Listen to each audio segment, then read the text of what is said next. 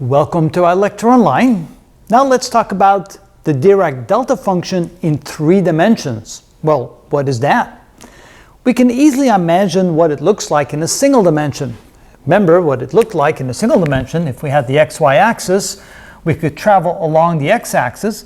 It would be 0 until it reached the y-axis. Then the value would be infinite. And then, well, not quite like that, infinite like this, and then it would be back to 0.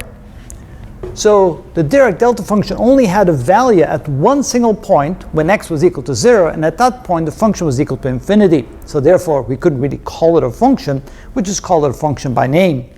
So in 3 dimensions we have kind of a similar situation, but it's very difficult to draw that. So we kind of have to imagine what it might look like.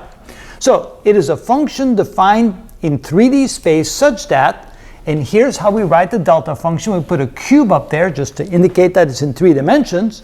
Of course, now we're talking about the r vector, the radial vector in any direction, any x, y, z direction, or any combination thereof, and realizing that the value equals 0 for all values of r. Now we're talking about the magnitude of r, the distance from the origin, if it's centered on the origin, from the origin to any point in space. If that distance is anything greater than 0, the value of the delta function, the Dirac delta function in 3 dimensions, is also 0.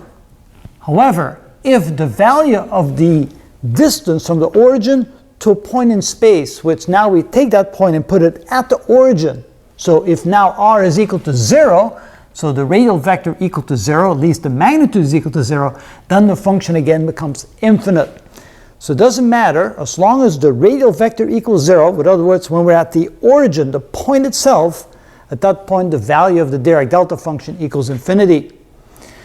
So how do we write it? Well, we can say that the Dirac delta function in 3 dimensions is simply the product of the Dirac delta function in the x direction times the Dirac delta function in the y direction times the Dirac delta function in the z direction. So essentially that's what it is. Now by itself again, the Dirac delta function doesn't have any meaning. It does have meaning in 2 situations. So in the first situation, when we put it inside an integral, and now we integrate over all of space instead of just along the x direction from negative infinity to positive infinity, now we're going to integrate over all of space. So we take the Dirac delta function, and of course we have to multiply it times a volume element and then integrate it over the entire volume.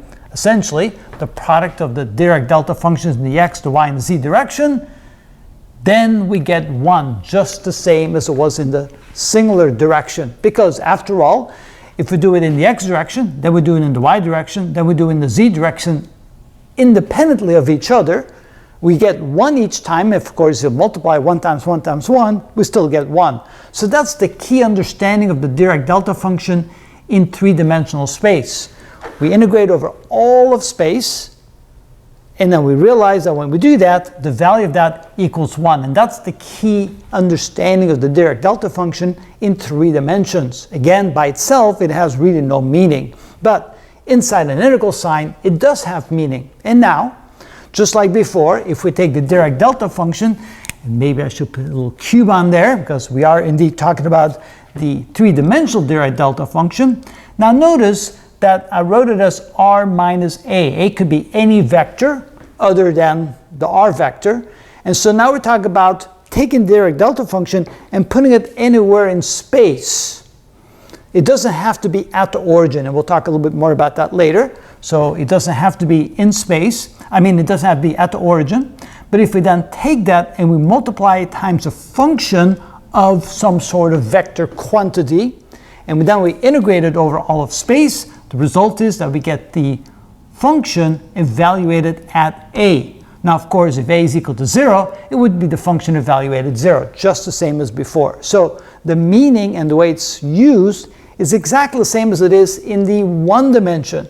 We integrate the Dirac delta function, we get 1. We multiply times a function, we get the value of the function at 0 if a is 0, or we get the value of the function at a if a is not 0. And that is how we understand the Dirac delta function in 3 dimensions. Now you may say, well, why do we need it in 3 dimensions? Well, that will become apparent very quickly. So stay tuned and we'll show you why we need it.